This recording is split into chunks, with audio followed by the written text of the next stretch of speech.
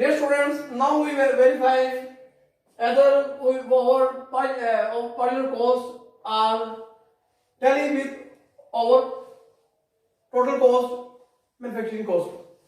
Now we add all these costs, total cost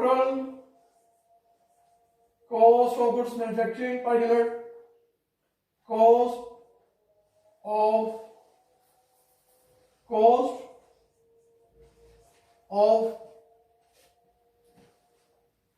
manufacture of good, cost of goods sold, cost of goods manufactured per unit cost, per unit cost. Dear students, we have to add all these costs. 1.96 plus 2.038 plus 1.844. Now we have to add all these costs plus 2.038 plus 1.96. This is the rupees. This is the rupees 5.842. Now we verify these costs with the other statement cost.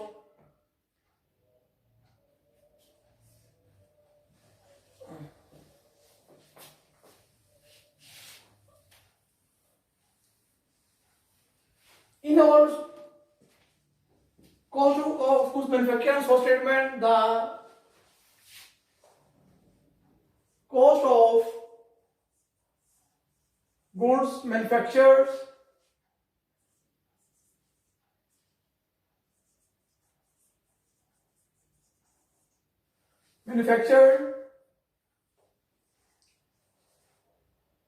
rupees 1,46,050 rupees. 1 lakh number of units produced,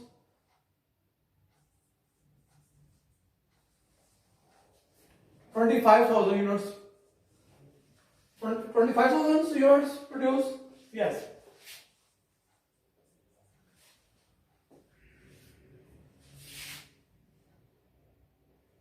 Per unit cost. Cost of goods manufactured, cost of goods manufactured divided by number of units produced. Number of units produced. 1,46,050 rupees divided by 25,000. Dear student, this is the answer is 1,46,050 divided by 25,000.